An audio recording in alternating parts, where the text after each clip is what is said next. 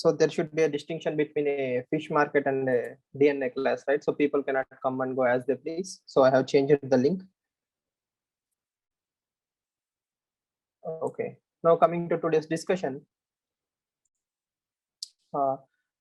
So we'll start with the editorials.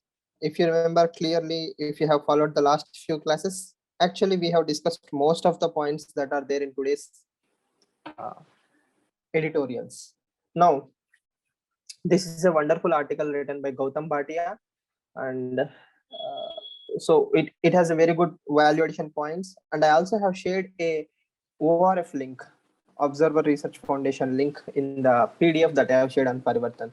So now if you have time, you can read that particular article. That article discusses like the 4 stages of federalism and how federalism has evolved in this particular country. Now, if you look at the stats that I have shared in the other PDF, you can understand that 33% of the representation, if they are coming from 3 states out of the 28 states and union territories and all these things, if 33% representation is coming just from one particular area or one particular belt, that too with many similarities, then there is no federalism. Actually, you are not representing the country at large. You are representing a certain part of the country which have its own requirements. The so-called Hindi belt, will dominate the rest of the country, and southern states and northeastern states may fall behind in, political aspect. So considering all these things, they are now discussing about, how representation should be in different stages. Now, the first and most important thing is, should all states have equal representation in Rajya Sabha? Okay, I'm not talking about Lok Sabha. Please be very clear. Should all states have equal representation in Rajya Sabha? That's the first and most important thing we need to discuss. Next, should we have more number of MLAs and MPs? Especially MPs, member of parliament. Should the member of parliament be around 2,000? Or, I mean, let's say 800 or 900. Should we have more MPs to represent the country in an equal footing? Yes. Then now, if you observe, some states have a lot much representation in the Rajya Sabha, whereas some states have very less representation.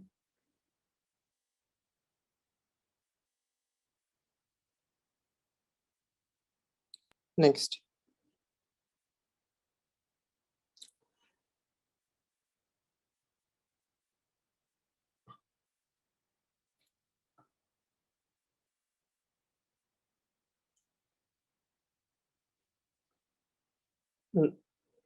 So what will be a ideal factor where everybody feels represented?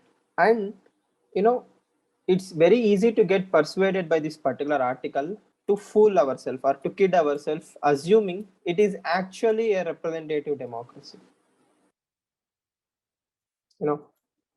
So in feel and spirit, yes, it's a representative democracy. Every 5 years I go and I select my member of parliament. I vote him based on his particular ideology, and he represents me. But he actually having a voice? Okay, that is also a very pertinent question that one needs to think about. Okay, so what I am trying to tell you is, we are discussing federalism as theory. That's one level. Yes. Then we are discussing, uh,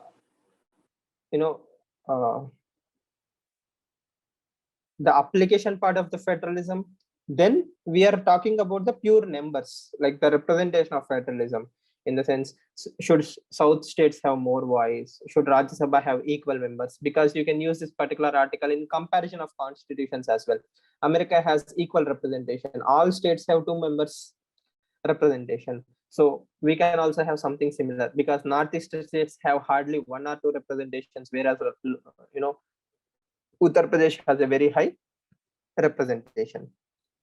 In that sense, it's a very good article to remind us what are the problems and where we have achieved. And they very nicely start the essay by saying, you know, we are a union of states. States never gave up their independence. States are always states. They have their own importance, right? And they are very important part in the entire Indian setup.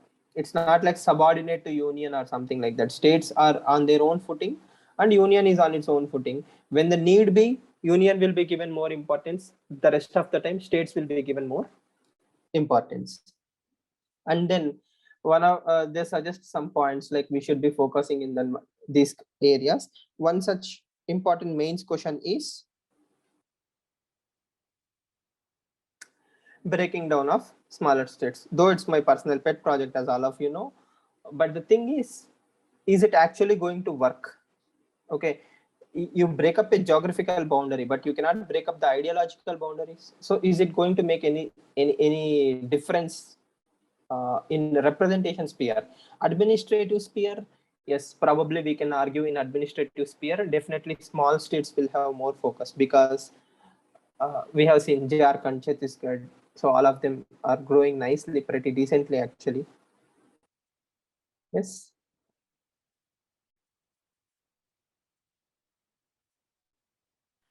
Excuse me, sir. Yes. I have a very, you could say, not a very important question, but then okay. Having more state boundaries has generally given criminals an easy passageway to escape law and order, right? Okay. I mean, the criminal justice is not very integrated across the states. So breaking up of states might pose a challenge in that sense. Okay. So you I might mean, also weighing ask pros again. and cons. That's it. There are a Yeah, lot yeah. of pros, but then okay, this is one of the cons. So again, the simplest thing is technology digitization, right? CCTNS, crime and criminal network system. So if you remember one of our discussions, I said police network should be there, not police systems. Yes, we can develop something called as zero FIRs for everything. Online application. That means any FIR registered anywhere in the country is equally treated in each and every state. So, as long as that particular person is under your jurisdiction, he falls in your responsibility. That means you cannot claim he's a criminal in Tamil Nadu, but he's not criminal in Andhra. I'm not going to do anything. If there is a information that this particular person is in your territory, and you don't have to proactively look, just the information came to you. Somebody supplied that information to you. You can respond. Again, I totally understand what you meant by criminals and all these things, but that is a wrinkle that any worthy IPS officer should be able to solve, right? Okay, so but as you rightly point out, macro advantages outweigh these tiny wrinkles. Yes. See, again, just imagine a one state with 100 MP seats. If you all you have to do is dominate one that particular state in ideology, and if you win, okay, are we actually representing anyone and anything?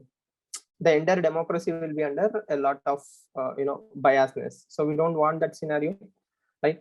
And let's hope the best possible outcome is postponement of delimitation to 2040.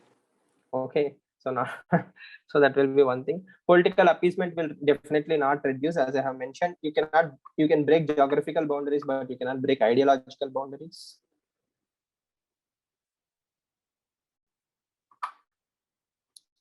Yes. Now, see, again, the most important thing we have to ask as a uh, you know what we call as citizen with awareness. Are we represented by our MPs in the truest sense of the term? That is representative democracy, right? First thing, does when we have something called as presidential form of elections, like we almost talk like it's Modi versus Rahul Gandhi, right? We never talk about Nirmala Sitaraman versus someone else, or Pranam, sorry, not Pranam Mukherjee, anyone else versus anyone else. Yes, we have seen the recent cabinet reshuffle. All of you are smart and aware people, right? You must have seen the local politicians. When one person is asked to resign from a cabinet and something, okay, you must have seen the drama that used to happen. When the national level cabinet reshuffle happened, have you seen a single article or single voice of dissent? That is a kind of centralization we have in power. So for systemic sake, for system's sake, it's good to hope, representation will be equal, states will have more say. And before states throwing this federalism stone at the central or union government, they should rectify themselves. They should give more power to the local self-governments. As long as you don't empower panchayatis under 73rd and 74th amendment, you actually don't have a moral authority to say union is taking away all our powers and you deserve to suffer, right? So teach people the power of decentralization. Let them taste it. Once they taste it, automatically they will demand decentralization. They will not entertain the union centralist tendencies, because it's a common perception that we have that if India is a dictatorial country or if India have Dandabeda, we will automatically come into the line. But that is not true, right? Whatever successes we have as a country, it is always decentralized. Yes. Okay. So someone like AP, Telangana state issues like after breaking the state like AP has nothing. I have to read it again. Okay. So someone like AP.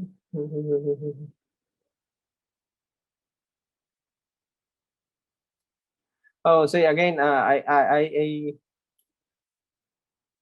it depends on the lobbying power, right? If you are sleeping, if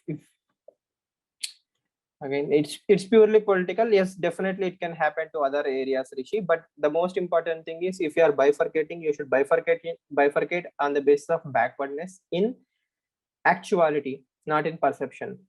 Okay.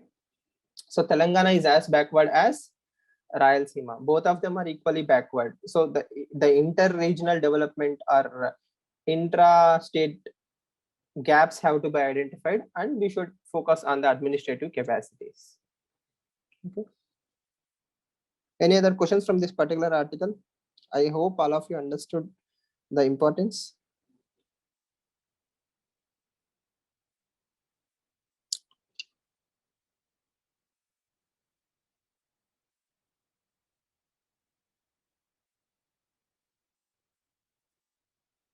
How 4 directives given in the articles could be contradicted. So, oh, okay.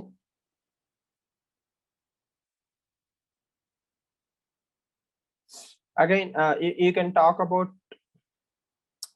a lack of capacity building, or the real power is taken away by the bureaucrats. Okay, at grassroots level, the real power is dominated by the bureaucrats. Even if I devalue the functions, indirectly the state can still control the local self-government. It's the aware janata that is more important rather than the systems. So that can be one counter argument if you want to counter it. Okay, so letter and spirit. If you want to transfer all the powers, yes, I hope all of you know the number of powers that are supposed to be transferred to 73rd and 74th amendment, right? Like panchayatis and municipalities. 29 and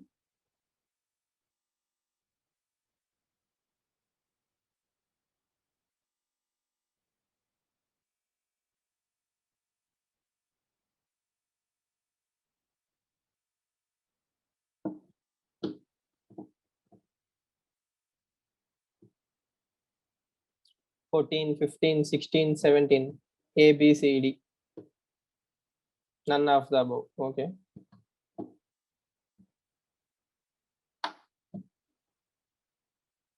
So I hope all of you know the schedules also, right? Seventh, panchayatis and municipalities.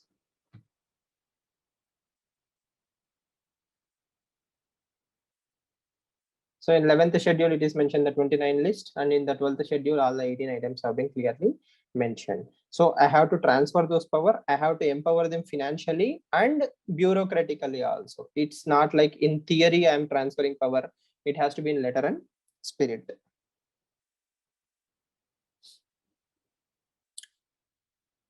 So one kind of thing that can be countered is, Rajya Sabha is already a house of politically dissatisfied people. In the sense, if I am not given a cabinet berth, I will be thrown into Rajya Sabha. If I'm a billionaire businessman, I will be thrown into Rajya Sabha on behalf of this particular political party. So in that sense, if we expand, let's say minimum 10 members from each and every state, we will increase the number of members in Rajya Sabha. At the same time, it will be like a plan B or employment narega for politicians.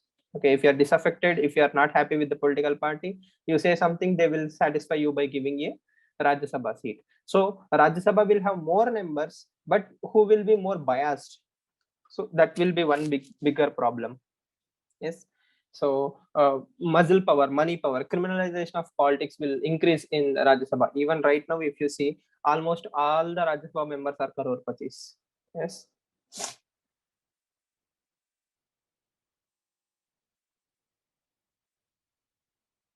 Again, financial federalism will be a big problem.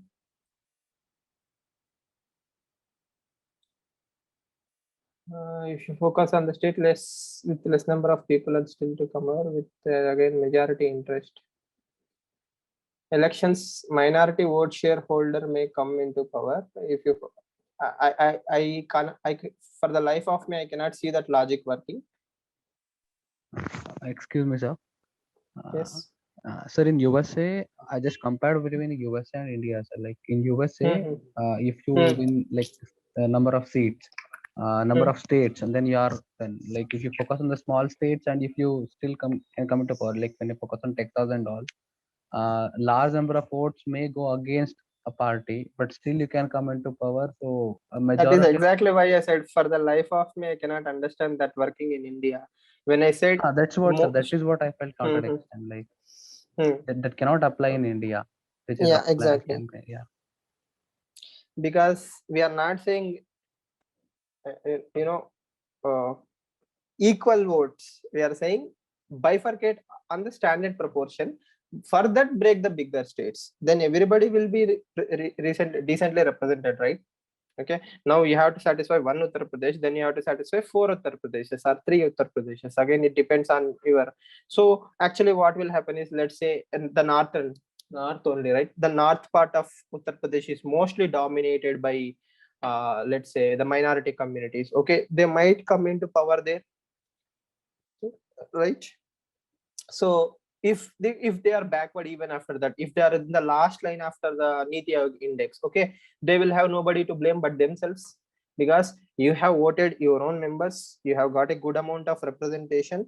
At the end of the day, okay, you are still backward. Now you cannot claim saying, we are not given enough representation. That is one way to look at it. And the other counter argument is this: 40% of the votes of Bahujan Samaj Party. Remember, Uttar Pradesh, 40 or 42% of the votes of scheduled castes and minorities have been given to Mayawati, and she has not won a single seat. Okay, so that is also the counter side. 42% of the population wants you to be in power, but you did not even win a single seat. That's, that there are a lot of problems if we look at the numbers, right? So again, we will move on with the discussion, because the macro thing here is federalism needs to be protected. Power cannot be allowed to be consolidated. It's a very, very dangerous precedent, because I can use communalism, I can use brute force majority, or I can use, focus only on one particular state. Because if I win Bengal, Uttar Pradesh, and West Bengal, okay, I don't need the rest of the country. I don't need to satisfy the egos of South Indians or the Northeast people, or a Madhya Pradesh or a Marathian. Okay, all I need to do is focus on these 3 states, and still I will get majority, because here and there rest of the country will also vote for me, right? And this is not for the present government. See, we are talking about 2026. Anything can happen in the next 6 years. But the thing is, it should not be a long-term president, right? And more importantly, we will have leadership crisis. Okay, you also have to think about it. 13 out of the 28 chief ministers of the country are above 65 in my calculation. Okay, and I was really surprised to see the age of Yedurappa. I was really surprised, like he was that old. Okay, so a whole generation is going to change as a leaders. Okay, we need to find younger leaders. So leadership crisis will be there. A lot of problems are there in this particular country. But again, in that sense, BJP is doing a good thing by indoctrinating young members into the parliament. At least they will be the next generation leaders for the BJP, right? At least for the country overall. Okay. Now, coming to editorial, Uttar Pradesh article. See, again, we have to be very clear that when we read Hindu, Hindu is never satisfied. Uttar Pradesh government is doing something in the lines of a popular consensus, that is the Cairo consensus. Okay, and it is also doing something which has been upheld by the Supreme Court or High Courts. Yes, if you have more than 2 children, okay, you will be disbarred from the panchayati polls, right? So all these things are upheld by the Supreme Court. Now we can counter by saying it's coercive and all these things, but at the same time, as I told you, we actually don't need to worry, because sooner than later the TFR has to come to what 2.1, and the more the discussion happens, the more such population, geometric progression, arithmetic progression happens. By the way, you will be surprised that idiotic expression came from Malthus, like Malthusian, the real guy. He gave that we adapted it to minorities, and from last 70 years we are just parroting it. Just think about it. 70 years, an entire section of the population don't even use it, not using their brain, just to repeat, parrot whatever we hear. Okay, so that is why I was saying yesterday, think again, right? Okay, now coming back to the core discussion, population of India will definitely come down, because people have realized if I have more children, I am automatically poor in comparison to my neighbors. Okay, I don't have better standard of living. Just imagine the cost of education. Probably your generation also, or my generation, we have gone away or done away with the schoolings with thousands, probably 1 lakh rupee for entire schooling. Now for LKG itself or UKG itself, you need to spend lakhs of rupees.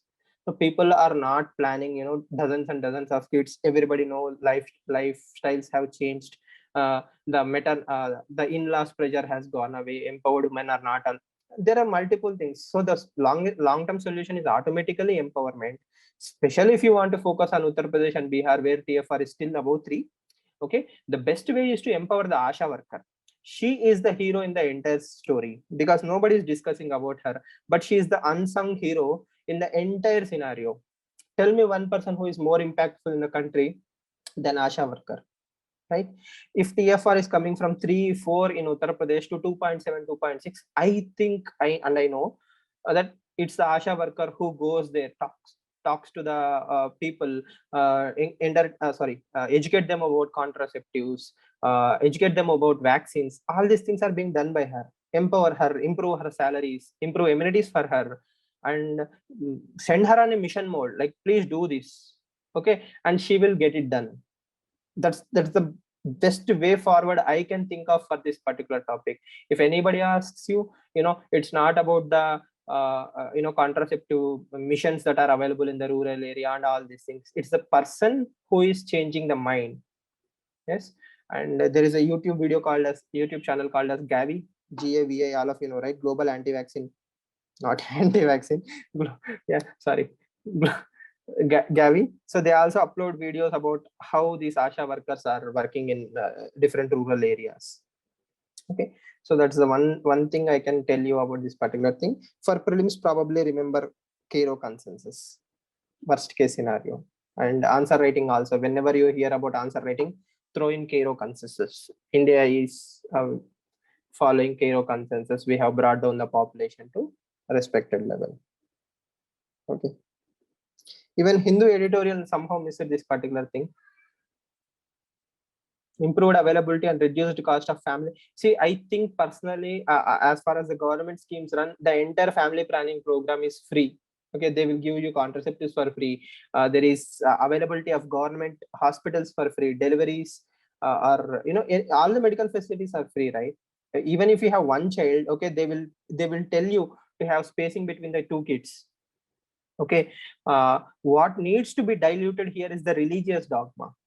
Okay, again, you need to understand Bihar and Uttar Pradesh, they have a lot of minority population and illiteracy. Not only saying Muslims are the reason, Generally speaking, it's a poverty and religious dogma. Both of these things cannot be fought with institutionalization and more medical facilities. Probably you can go for mobile medical camps. You can send a all women medical camp into a village, let them stay there for 10 days or something, talk to the locals. Once they develop the trust, okay, that can be converted into some success story.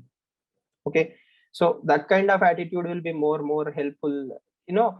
Also one should never forget that the present government and the minority have a lot of trust deficit between each other.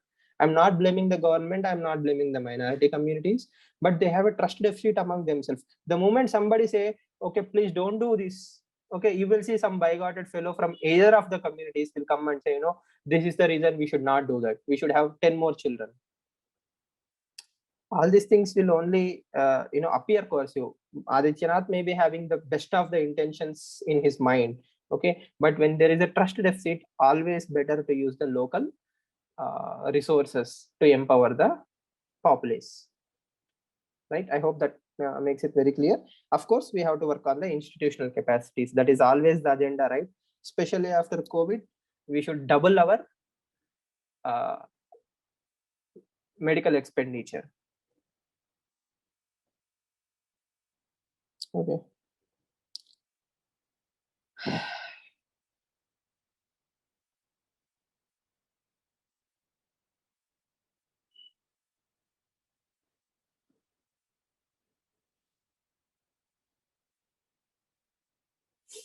Yes. So, did anyone recollect our discussion while you are reading this particular article?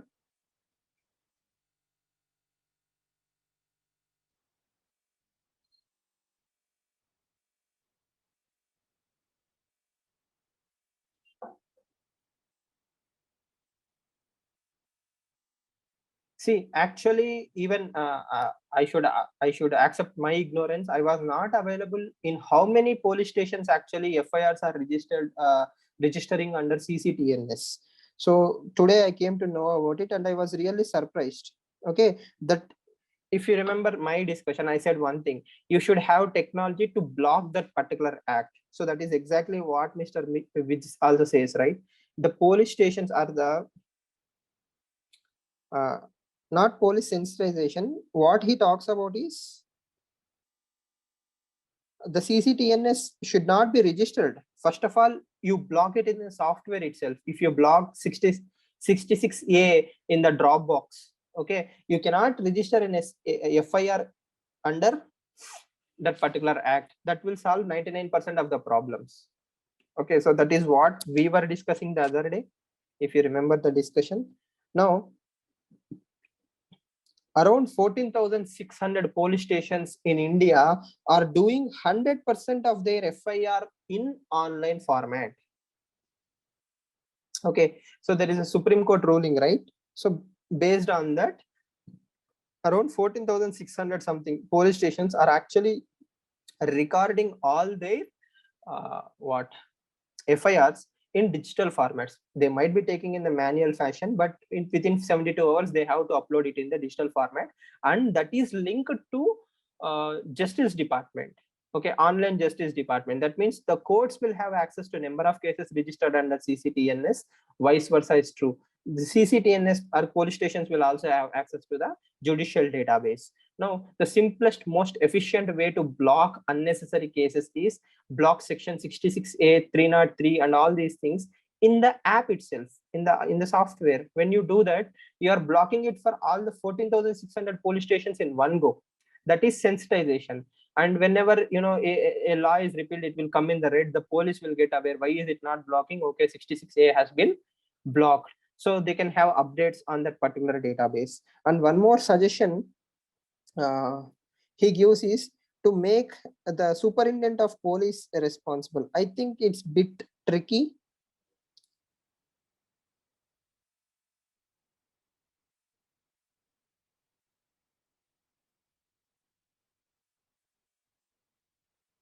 Yes. So here I feel governance, e-governance will come into the picture, because automatically training will happen. And when anyhow you are doing this amount of FIRs, like just imagine, I think we have around 16,700 some police stations. Out of them, 15,000 something are under CCTNS already. Okay, within them, 14,600 police stations are doing FIR online in online format. So 95% of the problem is already solved. All you need to do is just modify it. It's like applying for UPSC, right? When your age is 35, you put a general category and age 35, it doesn't accept the application. As simple as that. In the same way, section 66A and upload FIR, nothing doing, idiot. The law doesn't exist. Okay, the constable will get more awareness. So that's a very silver bullet for the problems. Okay, the thing is CCTNS should be very proactive and immediate updates should be given to the police stations. So the rest of the discussion is very easy. The thing is, we don't have empirical data on how many cases are registered under the cases which are already struck down, like section 377 or Joseph Shine. Yes, 66A, I think there are thousands of cases. So technology is the solution to overburdening the courts. So you can use this point in that context, and vice versa is true. How technology is making the dream of Prime Minister Modi, the smart police. All of you remember smart police, right?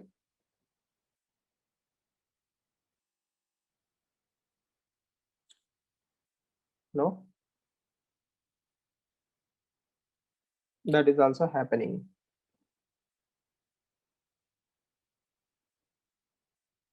So it's a very interesting article. So just remember the digitization that is happening in the police stations, and slowly one day probably AI will be applied to this, because we already have data. All the police records are digitized, all the court records are digitized. Then all we have to do is throw in artificial intelligence, and it will identify some patterns, which will reduce the workload for the system, and it might give some suggestions to the judiciary also. And I hope all of you remember that judiciary in India is employing artificial intelligence to suggest or support the judiciary. That is happening in India as we speak. Okay, now coming back to growth matters, but income levels matter more, this particular article. As I have mentioned in the PDF also, this is more of a prescriptive article. Like he talks about, like, we should focus more on the long term. We should not focus only on the long term. Now, if you are government, how else will you tackle the issue?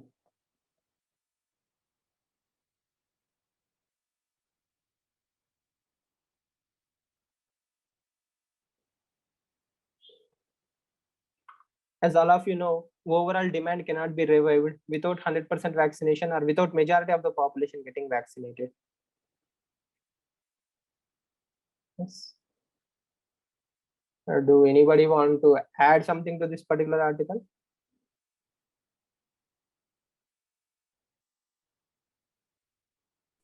Excuse me, sir. Yes, please. Sir, here by overall, reviving of overall demand, I think he means putting money directly in the hands of people, right? Again, so see, that can be a very nice interpretation. It didn't cross my mind. But the thing is, I assumed overall. Okay. So see, again, even then it will be a very narrow way to put money into the hands of the people, right? What are the avenues I have? The avenues I have are Narega or Jan Dhan Yojana. So that will be either women and certain sections of the rural population.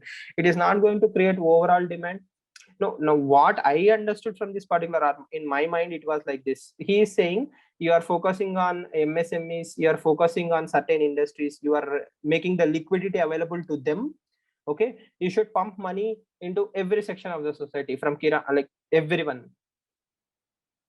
Okay, so that can be one interpretation. Again, whatever interpretation we take, the problem is we have high fiscal deficit already. Either we need to print new money and give it to the people, or the most, safe way to go is expect the economy to revive on its own. Starting troubles will be there, but once the system takes off, if there are no more lockdowns, economy might recover on its own, because people have already gone through the worst. Now that economy is slowly opening, if the money is pumped into rural areas or MSMEs or cottage industries, self-help groups, agriculture, that might create ripple effects. So that will work out in the long run. It might take 2 to 3 years. And if you take your interpretation, put more money in the hands of the people, again, it will be more diffused. People may actually use it for solving the household debts. Did I share the data that Indian household savings have come down? More and more people are in debt. More gold is in debt than ever before. So I think if you give money also, they are going to use it to come out of the debt rather than revive the economy. So we are in a very tricky situation. Yeah, I would sound very hypocritic, but all that ran through my mind while I was reading this article was universal basic income. So okay, fine. Yes. So finally, I broke through, right? Like I broke through in convincing. No, that's not my plan. That is my interpretation. That's all. Oh no, I will try harder. So again, it's a wonderful idea, right? I love Santosh. Why do you think it will lead to liquidity trap? 6,000 rupees every Indian.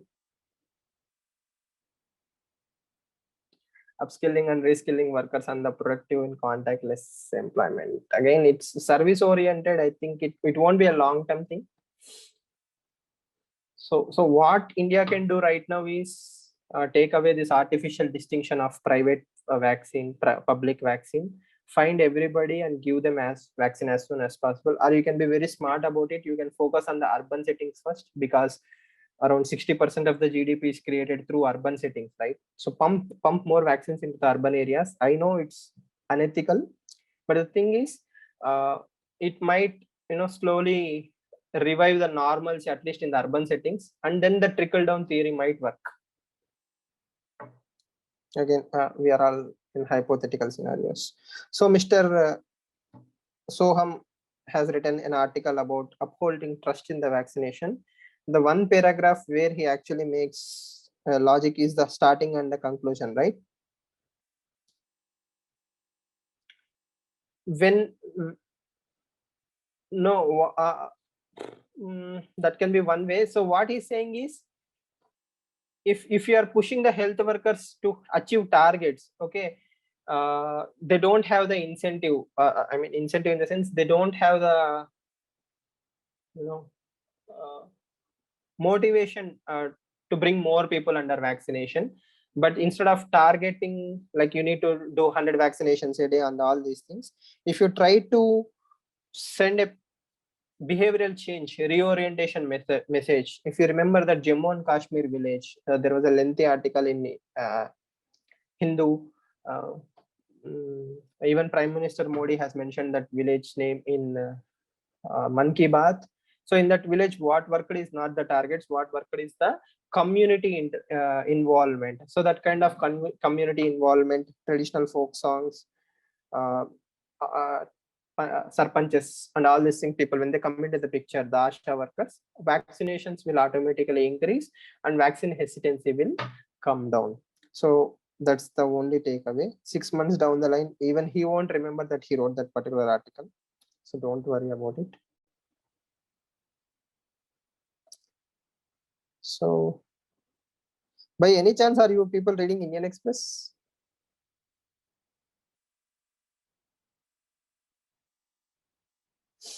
Yes, okay. So I think this you must have read, Vallabh. This was the exact question you have asked a few days ago. Oh.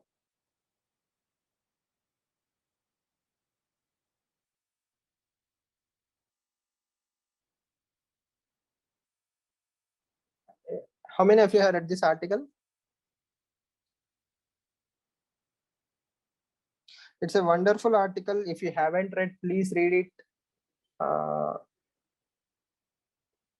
It's good for every way. Like it's good for fundamental rights. It's good for your GS paper 2 governance. It's good for essay writing. And there are some valuable lessons we need to take in this particular article. The first and most important thing is, UAPA, Unlawful Activities Prevention Act.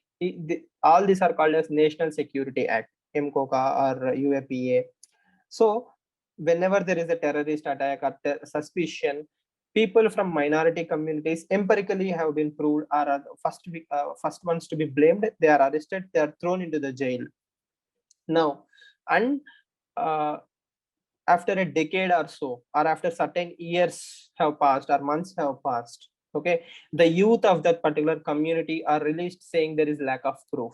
And recently we have seen a person has been released in the jail from after 11 years from Gujarat saying, you know, there is no proof. I think he also mentioned in this particular article. Now, there are two things. If you remember the golden line in the judiciary, one guilty person may escape. Yes. Sorry, 10 guilty people may escape, but not a single innocent person should be punished.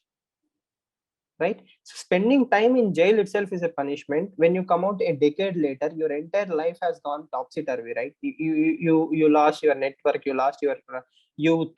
There are a lot of problems. The other side of the coin is equally true. There is always a suspicion. There is always a chance, even 1% of the chance that, you know, a actually terrorist or actually someone who has committed a crime or someone who is really radicalized, okay, got away because of the inefficiency of criminal justice system. Yes. So, you know, it's the two sides of the coin, right? Recently, there is a Hyderabad maths professor who has proven this. What was that theory? Reinman, not Reinman. One of the top 10 most difficult problems in the maths. So, yeah. Riemann hypothesis. Okay, so while I was watching a video about that particular hypothesis, okay, the computers or the smart supercomputers have calculated like 10 lakh numbers or something, which actually proves you know, all the numbers are falling on that particular hypothesis. The zeros are coming in the middle, but still they are not convinced because there is a chance that, you know, 1 0 might fall out of that particular line and the theory may be wrong. Okay, so science, you know, the scientists are so damn peculiar. Like, what will we do when we calculate 10 numbers, 11th number we will assume he is also innocent, right? Or if we arrest 4 people, we say 5th must be innocent. Okay, chalo. Okay, but even after calculating 10 lakh numbers or 1 crore number or something like that, they're still not satisfied, you know, with the theory. In the same way, we cannot say every person who is released in this particular data is actually innocent because we don't know empirical data. Sometimes actually, you know, because of lack of criminal justice support systems or infrastructure, the prosecution might have failed to prove a terrorist as a terrorist, and we might sympathize with them. But equally true is opposite. That is a more sensitive issue, right? Now, what I'm trying to tell you is, this article though is very persuasive. We need to have that rational mind to assume the overall system needs a reform rather than one side of the reform. I totally support his point of view, where if someone is arrested with a malified intention, and his entire future is being wronged by the system should pay him certain amount of compensation, and both High Court and Supreme Court have the power. Okay, even Law Commission 277th report says the same thing. And we have cases where people have been wronged by the system wantedly. Yes, so that's a very important point you need to remember. Now, so before blaming the police or the prosecutors, we should also think what is their motivation. What do they have in any kind of motivation? They don't have any motivation, right? By default, they will assume that you are guilty, and they are not respecting the law. You are innocent until proven guilty. That golden rule is forgotten by all the prosecutors or the police officers, because if I arrest someone, he must be a criminal. I'm going by my hunch. So to solve this entire article's issues, we have to sensitize the public prosecutors. We have to appoint better lawyers. We have to train the police officers, give them more infrastructure, and speed up the entire criminal justice system procedure. As long as we don't do that, this will be just one side of the coin, that, you know, system should pay some amount of money to the victims. Now, how can that happen? Probably this again. The peace to Kashmir goes through Pakistan, the same paradox. Probably the criminal justice system reform will come through the compensations. If Uttar Pradesh or some other state has been fined like 12 crores or 15 crores per annum by the judiciary in different levels, then they might realize, instead of paying 15 crore rupees to all these people, probably we can use the same money in sensitizing or training our people, right? So that can also happen, right? Any questions? I hope all of you are able to follow me.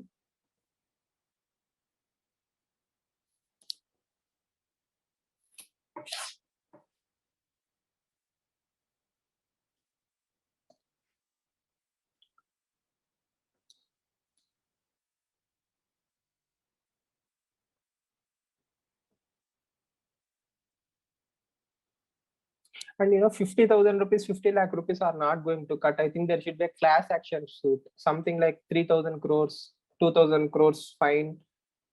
So such kind of huge numbers might bring in the attention that is required to these cases. Jail reforms could also come into the play. See, I'm always worried for one thing, let's say,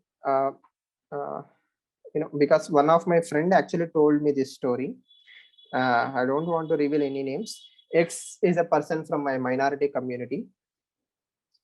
He went to join a particular government organization. It's something related to armed forces or something similar lines. So when X went to that particular group, he was discriminated. Okay, he was discriminated so badly that he has to quit and he has to come out. He was a patriot, like he wanted to join and serve the country. When the system discriminated so much, he resigned. Now he hates the entire community.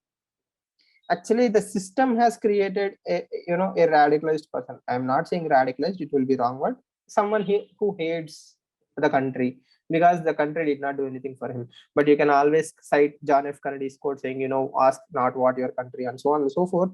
But still, this is a fear. Okay, now let's say one more person, a teenager or someone in the youth 2025 has been arrested. He has been in the jail for last 10 years. Okay, he was actually a good fellow. Okay, now that after 10 years he came out as M+, like he is a new person. Okay, this person might actually be more radical, right? So we are taking an innocent person and converting him into a radical person. And if M+ is already a radicalized person and he came out, we failed as a system. That's even more dangerous, because a criminal is roaming among ourselves as a innocent, and we are actually fighting for his own justice. So all these scenarios are very, very dangerous for the nation. Okay, so again, because of lack of training, because of lack of enough manpower, police will follow this blanket approach. Throw everybody in the filter, somebody has to filter out, right? Somebody will come out or something will come out. So this blanketed approaches has to go away, and more information gathering, more support systems has to be developed. So then probably the system will become a more safer system. So 360-degree reform is needed in the country. So there is a guy called as Malimat Committee report. There is a report on criminal justice system reforms, Malimat Committee reforms. So I think it was given way back in 2003 or something. So it will be highly suggested for the government to update it to the 2021 and introduce those reforms at state levels. The best thing that BJP government can do is identify all the states that they are ruling and make them model states. Whatever law you want to implement in these states: Uttar Pradesh, Karnataka, where else? I think Gujarat. Yes. So you can throw in all these states. You can make them model states by implementing police reforms, and you can showcase them as a success story, while other states will emulate it. Cooperative federalism and competitive federalism will come into the picture. So Malimat committee reforms have to be discussed in the context of the same article. Are we clear?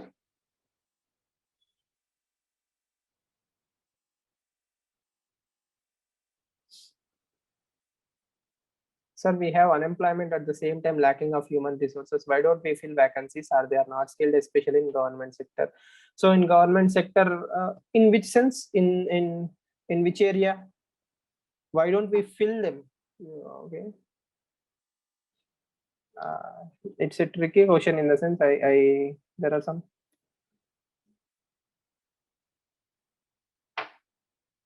The police. Funding. If you take Andhra Pradesh, for example, right? So you're spending, you see, if you give an appointment letter to someone as a government employee, for the rest of the life, he's safe, right? You have to take care of his medical expenses, pension, so on and so forth. So the states always feel like petty, miserly in recruiting people. They want, existing police officers to do more work rather than hire new people. And most of the government departments always underwork, under capacity, right? Like even IAS, why normal constable, IAS, IFS, foreign service, there are around 1200 vacancies in foreign service alone. An entire notification only for foreign services can also be issued by the government. So that is the kind of vacancies that are always there in the bureaucracy. Unfortunately, money, because if I give money to the police officers, okay, who will spend money on the useless stuff like a lot of schemes?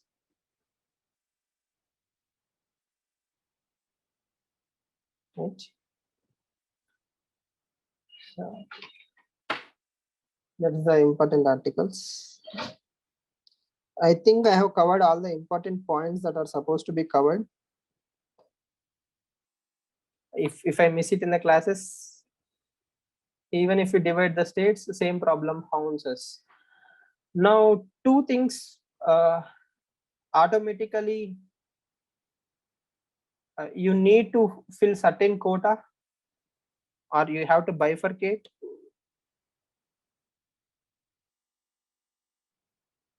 So now you are rotating the police forces among the different regions for different issues. But if you are bifurcated, maybe you automatically need to recruit some or the other people. See, again, it's a very valid point. I totally understand that. So I think this is what Manogna was saying the other day, right? Banks will show less NPAs by writing off, and banks are exactly doing that. They have written off 1,85,000 crores. You can just imagine the amount of money. 1,85,000 crores have been written off. So for those of you who don't understand written off, that means banks are saying nothing happened. I never gave loan to Vijay Mallya. My accounts are clean. Zero here, zero there. Gone. I mean, they have given up on the entire hope that money is ever going to come back. And now the balance sheet is automatically set right. That's the worst form of solution, right? Okay. And banks are doing that probably for two reasons. One is not to fall under prompt corrective action by RBI. If the NPS increase beyond a certain point, probably RBI will kick in and say, I am putting you under PCA. So for that can be one reason, or just to maintain that flow. Yes.